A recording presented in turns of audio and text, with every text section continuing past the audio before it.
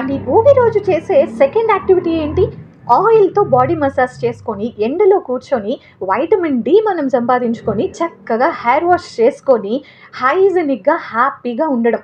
అది ఎక్కడైనా జరుగుతుందా? ఇప్పుడు మనం ఎంతమంది వైటమిన్ డి సప్లిమెంట్స్ తీసుకుంటున్నాం.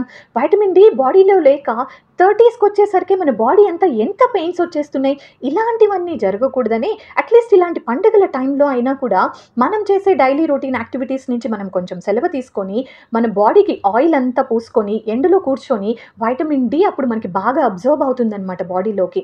మన హెల్త్ కోసమే ఇలా చెప్పారనమాట. అండ్ నెక్స్ట్ యాక్టివిటీ భోగి రోజు ఈవినింగ్ జరిగే బొమ్మల కొలువు.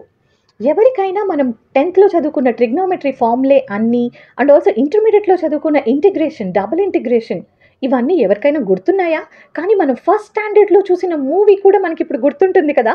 ఎందుకంటే మనం ఏదైనా బుక్‌లో చూసి చదివిన దానికంటే, ఎవరైనా చెప్తే విని నేర్చుకున్న దానికంటే, ఒక పిక్చర్ చూసి ఆర్ ఎల్స్ ఒక మూవీ చూసి మనం నేర్చుకుంటే అది మనం అంత ఈజీగా మర్చిపోమనమాట. అందువల్ల మన ఓల్డెన్ డేస్‌లో ఈ మూవీస్, సినిమాలు ఇలాంటివి లేనప్పుడు బొమ్మల కొలువు అంటే అక్కడ బొమ్మలు పెట్టి పిక్చర్స్ ద్వారా రామాయణం, మహాభారతం లేదంటే ఏదైనా ఒక మంచి యాక్టివిటీస్ గురించి బొమ్మలు చూపించి పిల్లలు నేర్చుకున్నారంటే అంత త్వరగా మర్చిపోరనమాట.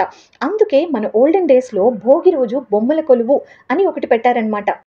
ఈ బొమ్మల కొలువులు చూడ్డానికి ఎంత ముచ్చటగా ఉంటాయో కదా! సో, ఈసారి భోగి రోజున బొమ్మల కొలువుల నుంచి పిల్లలకి ఏమైనా నేర్పించడం అండ్ అలాగే సూర్య భగవానుడి నుంచి వైటమిన్ డి తీసుకోవడం మర్చిపోకండి.